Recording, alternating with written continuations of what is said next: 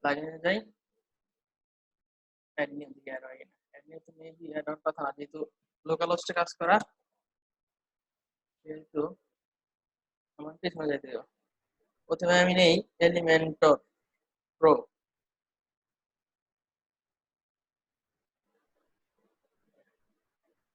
Elementor pro for C test docs, এরপর root folder, content, plugins, ভিক। এটা শুধুমাত্র লোকাল হোস্টের ক্ষেত্রে। এই যে ইয়ার এলিমেন্টর টেমপ্লেট গুলো দেখা যাচ্ছে শুধুমাত্র এটার জন্য, ইনভার্টার মার্কেটের জন্য। তো প্রো বসাইলাম, এখন আমি দেখি আমার ড্যাশবোর্ড উঠছে কিনা। প্লাগইনস ক্লিক করি,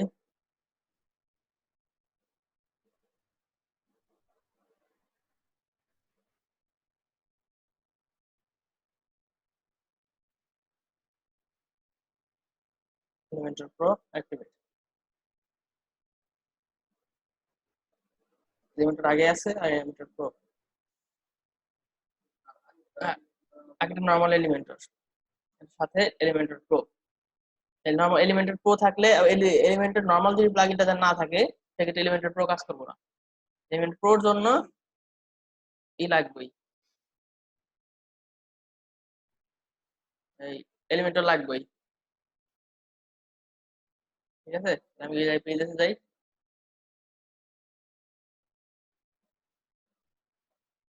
পেজে যাওয়ার পরে অ্যাড নিউ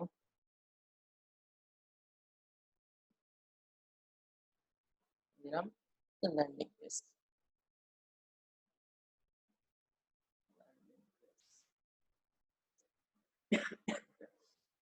এরপর যদি ব্ল্যাঙ্ক স্লেট থাকে তাহলে ব্ল্যাঙ্ক স্লেটটা সিলেক্ট করলাম, করার পর পাবলিশ।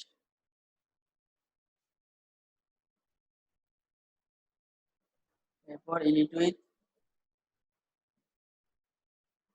এলিমেন্টর।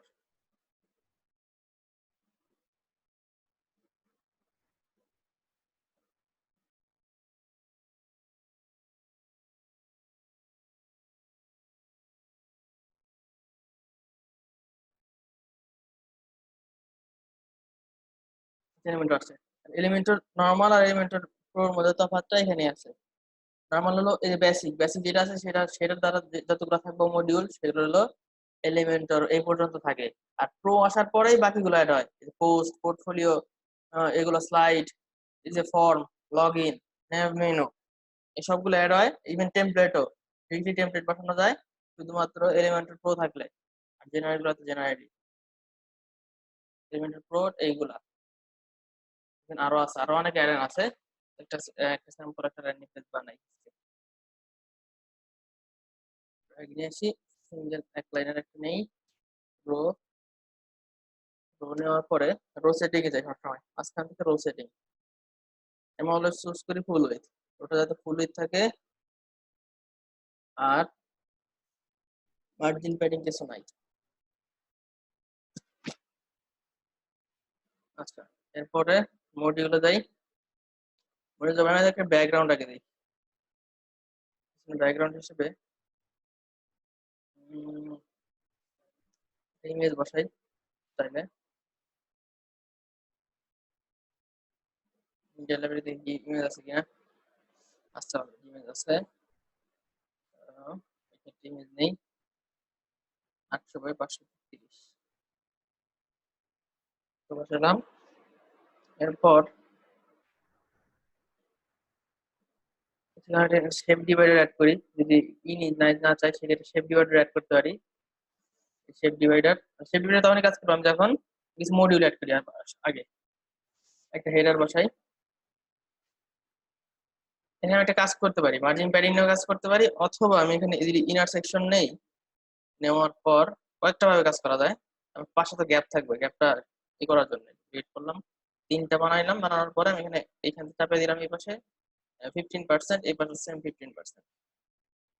মাঝখানে আমার সুন্দর ইটা রইলো 15%, 15। ঠিক আছে, আমি এখানে এখানে আমি বসালাম হেডলাইন একটা। হেডলাইনের জন্য আমি কোথায় গেলাম, লিপস নামে যাই।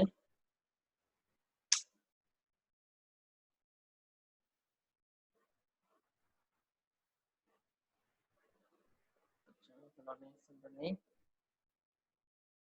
তবে এখান থেকে আমার আরেকটা জিনিস নিব সাথে, চলো এখানে আছে কিনা স্টিকি নোটস।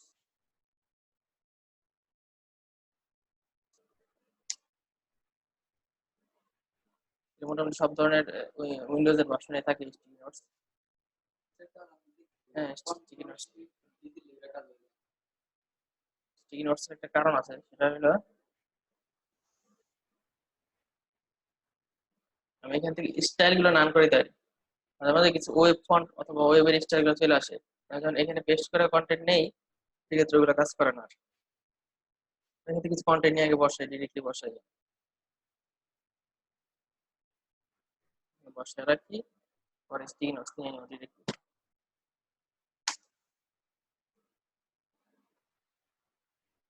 প্রথমে আমি এটা নেই,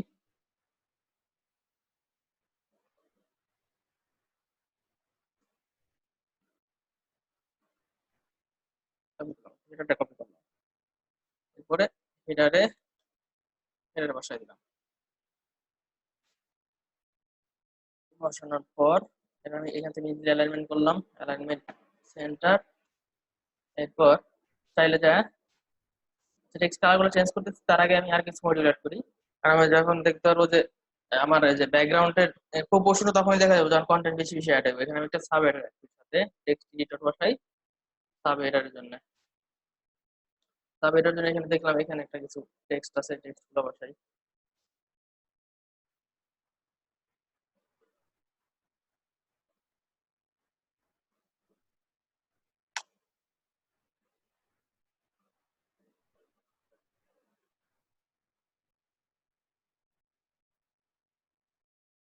ওকে, সাব এডারটা বসাইলাম।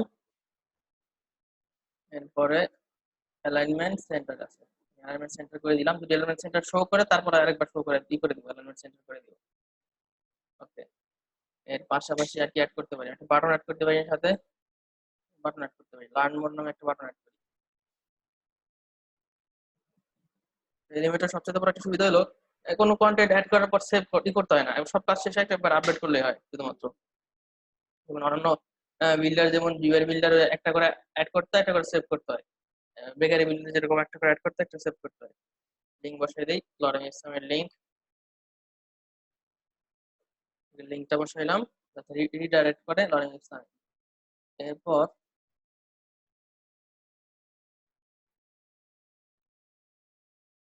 একটা আইকন পাঠাই এটার সাথে,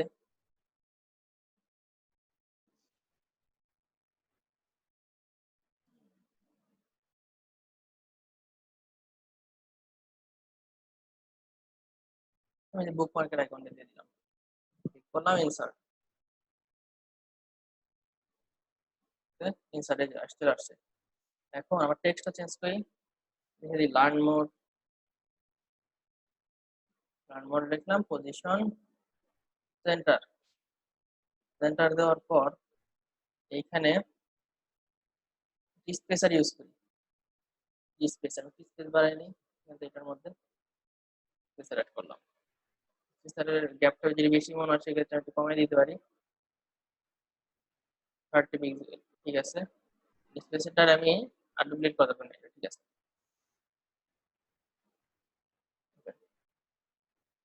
একটু আপডেট করি, আপডেট করার পর আমরা দেখতে পারি যে ব্যাকগ্রাউন্ডটার এটা দেখানোর জন্য আমি করছি, সেটা হলো এখানে ঢেউ ঢেউ আছে উপরে, ব্যাকগ্রাউন্ড মেন, এই ঢেউ ঢেউটা আসে হলো এটা মেন রোর মধ্যে থাকে, এটা মেন রোড শেপ ডিভাইডারের ভিতরে, স্টাইল থেকে শেপ ডিভাইডার, টাইপ মাউন্টেন দেওয়া, মাউন্টেন মতো এই জায়গা মাকা মাউন্টেন টাইপের।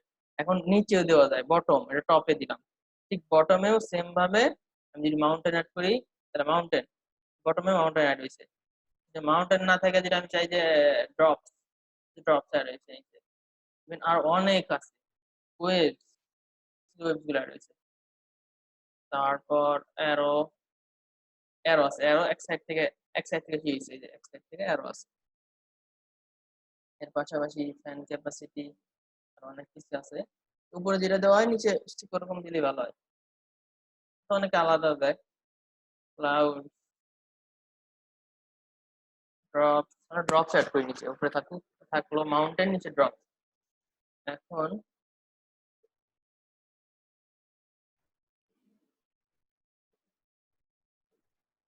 ক্লিক করতে পারি, ব্রিং টু ফন্ট দেওয়ার দরকার নেই, তার উপরে ওটা উপরে চলে আসবো জাস্ট এই যে উপরে আমার আমার কন্টেন্ট নিচে, এগুলো উপরে, কিন্তু আমারটা কিন্তু এই যে বাটনটা কিন্তু নিচে পড়ে গেছে, আমার বাটন কিন্তু নিচে। আর এই যে উপরে যে ড্রপটা ছিল, ড্রপটা কিন্তু উপরে চলে গেছে, এই যে ড্রপ যেটা ছিল, ঠিক আছে। তাহলে যে আমি এই নিচে থাকলো, এটা দিলে ব্যাকগ্রাউন্ডের যে ইটা আছে, আমি শেপ ডিভাইডে দিলাম, এটা উপরে উঠাইতে পারি যে কোনো কন্টেন্টের ইচ্ছা করলে, কিন্তু টেক্সট ইনভার্টও করে দিতে পারি।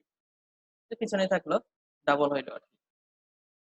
তারপর কালার, ইচ্ছা করলে এটার কালারটা আমি চেঞ্জ করে দিতে পারি, যে কোনো কালারের মধ্যে পাঠাইতে পারি, যে কোনো একটা কালার দিতে পারি, ড্রপের কালার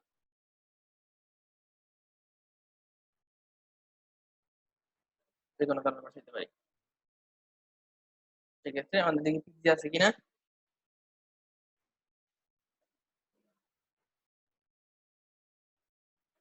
পিক্সি নাই, পিক্সিটা নিয়ে আসি।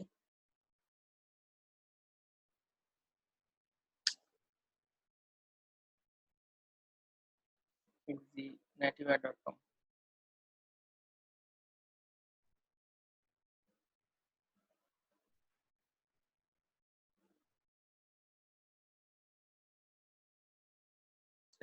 পোর্টেবল অ্যাপ্লিকেশন হিসেবে নিলাম।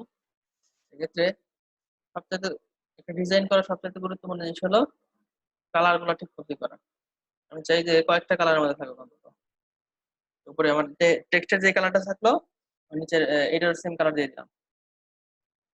এরপর শেপ ডিভাইডার গেল, একটু ওভারলে দিই ব্যাকগ্রাউন্ডের মধ্যে।